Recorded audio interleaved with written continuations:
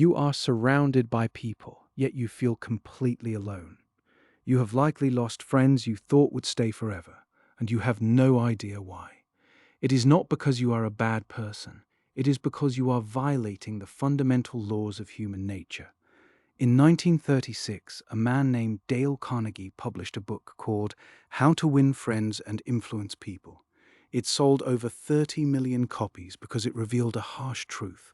Most people are subconsciously sabotaging their own relationships every single day. The first reason you lose friends is that you are trapped in the prison of your own ego. We live in a world where everyone is obsessed with being the smartest person in the room. You argue when you should listen. You correct people when you should validate them. Carnegie observed that the desire to be important is one of the deepest urges in human nature. When you make a friend feel small to prove you are right, you have effectively ended that friendship. You might win the argument, but you lose the person. Winning an argument is a hollow victory. It is the quickest way to turn an ally into a bitter enemy. The second rule you are breaking is the failure to show genuine interest. Think about your last conversation. How much of it was spent waiting for your turn to speak? When your friend was talking about their promotion or their heartbreak, were you truly listening, or were you mentally rehearsing your response? We are all guilty of this. We treat conversations like a game of ping pong, where we only care about hitting the ball back. True connection requires you to be a detective of the human spirit. Ask questions that provoke deep thought. People do not remember what you said, they remember how you made them feel. If you make them feel like the most important person in the room, they will never want to leave your side. This leads us to the third mistake: criticism. You think you are being helpful when you point out your friend's flaws. You think you are being honest. In reality, you are just attacking their pride. Carnegie was blunt about this. Any fool can criticize, condemn, and complain. Most fools do. But it takes character and self-control to be understanding and forgiving. When you criticize someone, you trigger their defensive mechanism. Their cortisol levels spike. They stop listening to your logic and start preparing to fight back. You are not changing their behavior. You are just teaching them to hide their true selves from you. If you want to change someone, praise their slight improvement. Use the power of positive reinforcement. People will work harder for praise than they ever will for fear or shame. The fourth reason people drift away is simple. You have forgotten the sweetest sound in any language: their name. We are biologically wired to respond to our own names. It is the anchor of our identity. When you use someone's name, you are signaling that you recognize their existence as an individual. You are moving from a generic interaction to a personal one. It costs you nothing, yet it pays dividends in trust. Then, there is the issue of the smile. It sounds like a cliché, but it is a biological hack. A genuine smile says, "I like you. You make me happy. I am glad to see you." Humans are mirror machines. We mimic the emotions of those around us. If you walk into a room with a closed, neutral, or bored expression, you are forcing the people around you to mirror that negativity. You are creating a wall before you even say a word. A smile is a universal invitation.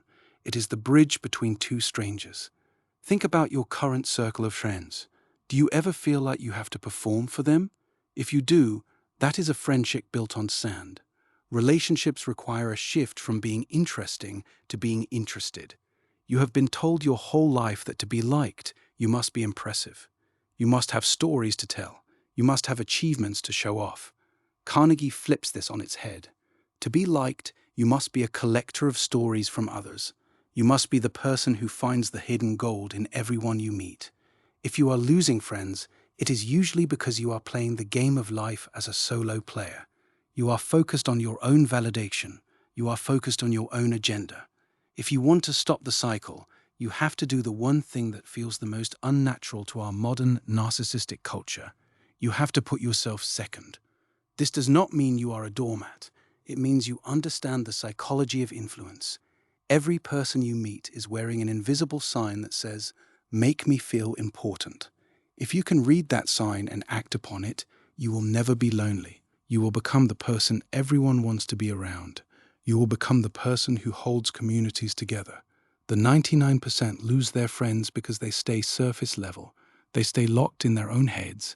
They prioritize their ego over the human connection. They treat people as tools to be used rather than souls to be understood.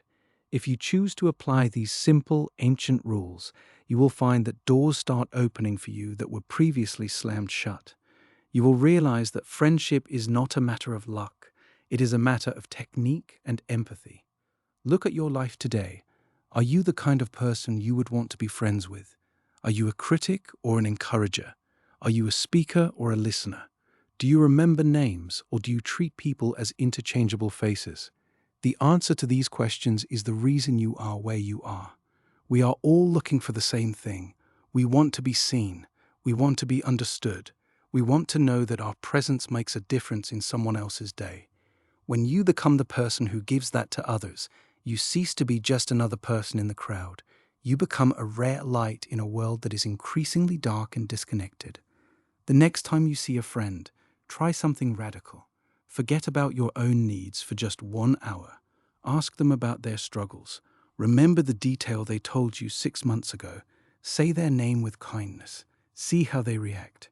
You might be surprised to find that the distance between you and the people you have lost was never as wide as you thought. It was just a small gap built of ego and silence. And you have the power to bridge it right now. Will you choose to be the person who wins the argument or the person who wins the friendship? The choice is yours, and the outcome will define the rest of your life. There is a sixth law that Carnegie uncovered, one that most people violate without even realizing it. It is the trap of trying to win every argument through force. He wrote that you cannot win an argument, because if you lose it, you lose it, and if you win it, you still lose it. Think about the last time you proved someone wrong in a heated moment. Did they thank you for the correction, or did they walk away feeling smaller, quietly resenting you for it? A man convinced against his will is of the same opinion still. You may have the facts on your side, but facts rarely change minds in the middle of an emotional clash. What changes minds is the feeling of being respected enough to arrive at the conclusion on their own. This brings us to one of the most counterintuitive ideas in the entire book. If you want someone to agree with you, let them believe the idea was theirs to begin with. People do not resist their own ideas. They resist yours. The moment you plant a thought in someone's mind and step back, letting them discover it, claim it, and voice it as their own, you have won without ever needing to fight. Carnegie called this one of the deepest truths in human relations, and it is why the greatest negotiators, salesmen, and leaders in history rarely say, "I think you should." Instead, they ask questions that lead a person to the exact same place, but through their own reasoning. Ownership creates loyalty. Force creates resistance. There is also the matter of admitting fault. Most people would rather chew glass than say the words, "I was wrong." Pride makes us defend our mistakes as if our identity depended on it. But Carnegie observed something strange about human psychology. When you admit your own error quickly and with conviction, before someone else has the chance to accuse you, you disarm them completely. There is nothing left to attack. The other person, expecting a fight, is instead met with humility, and humility is disarming in a way that argument never is. It is far easier to be gracious towards someone who has already judged themselves than towards someone still defending a losing position. Now consider how you speak to people about their mistakes.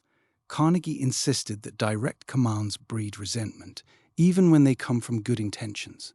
Telling someone, "You did this wrong, fix it," activates the same defensive circuitry as a personal attack. But asking a question, such as, "Do you think this approach might work better?" invites cooperation instead of rebellion. It preserves the other person's dignity while still guiding them toward change. This single shift from commanding to asking is one of the most underused tools in modern relationships, whether at home, at work, or among friends. There is a particular kind of loneliness that comes from being surrounded by people who only speak about themselves. You have felt it, the friend who turns every conversation back to their own life, their own achievements, their own problems, without ever asking about yours. Carnegie's answer to this was almost mathematically simple. Talk in terms of the other person's interests. not because it is a manipulation tactic, but because every human being is, by nature, most passionate about their own world. If you want to be remembered fondly, become fluent in the language of what matters to them. Learn their hobbies, remember their children's names, ask about the details of their work, not out of politeness, but out of real curiosity. This is not flattery. Flattery is insincere, and people can smell insincerity from a mile away. What Carnegie was describing was something rarer, genuine appreciation, expressed honestly and specifically. There is also a principle about giving people a reputation to live up to.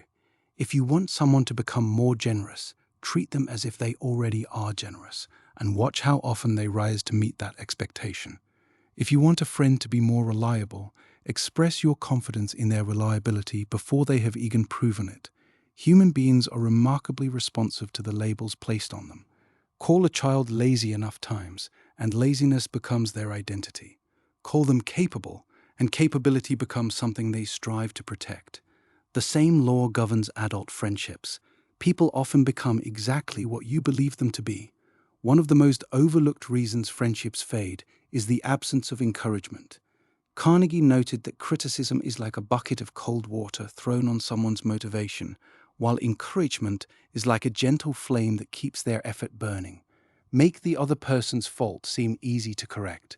If a friend feels that their mistake is too large, too permanent, too damning, they will simply give up trying to improve. But if you frame the same fault as something small, something fixable, something that does not diminish their worth, they will find the courage to change. This is why great mentors do not tear people down before building them up. They start with what is already good and let that foundation carry the rest. Finally, there is the deepest and perhaps most difficult principle of all. Make the other person happy about doing the thing you suggest. This is not about tricking anyone into compliance. It is about aligning your request with something the other person already values, so that helping you does not feel like sacrifice, but like fulfillment. The friendships that last decades are rarely built on grand gestures. They are built on thousands of small moments where one person made the other feel genuinely valued, genuinely heard, and genuinely important. Nearly a century after Carnegie wrote his book, human nature has not changed. We still crave the same things his readers craved in 1936.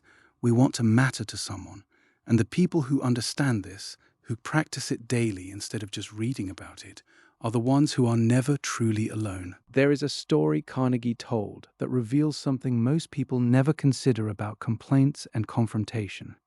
He described how a department store once had a persistent problem with a customer who returned a dress, insisting it was defective, when in fact she had worn it. The clerk could have argued. She could have pointed out the obvious wear marks and won the factual battle. Instead, she asked the woman gentle, curious questions, letting her explain herself fully, without interruption. By the time the woman finished talking, she had talked herself into a calmer position, and the situation resolved itself without a single moment of confrontation. This is the power Carnegie called the safety valve of listening. Most people who seem irrational are not looking for a solution. They are looking for someone to acknowledge that their frustration is valid. Once that need is met, logic can finally enter the room. This is closely tied to another principle Carnegie emphasized again and again, the idea that you cannot force respect, you can only earn it through restraint. He wrote about how quick, aggressive rebuttals feel satisfying in the moment, but cost you far more in the long run than they gain. A person who feels cornered will defend their position twice as hard, even if they privately know they are wrong. This is why skilled communicators, from diplomats to therapists, are trained to lower the emotional temperature of a room before trying to change anyone's mind. Carnegie's advice was simple: begin in a friendly way. Even the most stubborn person softens slightly when they sense there is no threat coming toward them. There is also a section of the book dedicated to what Carnegie called the Socratic method of agreement. Rather than opening a disagreement by stating your opposing view, start by finding the small things you already agree on.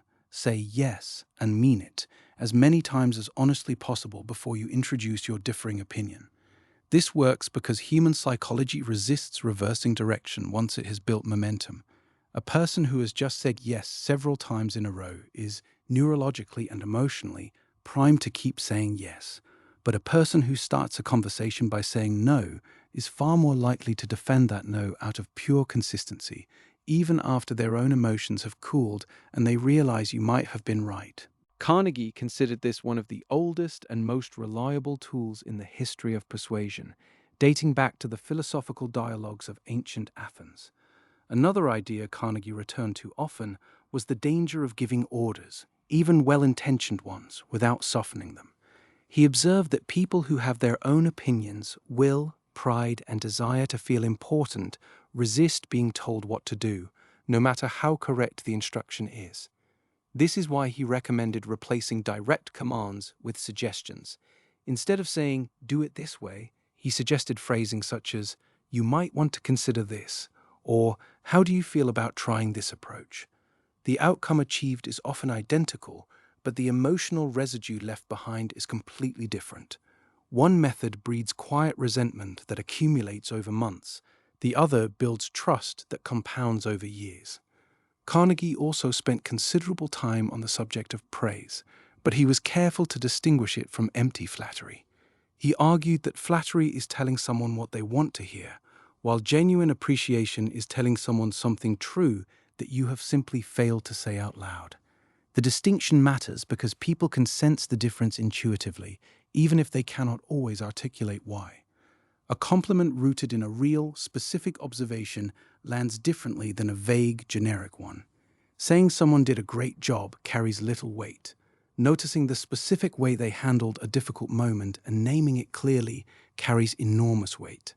This is why Carnegie encouraged his readers to become specific noticers of the people around them, rather than general well-wishers who offer surface-level kindness.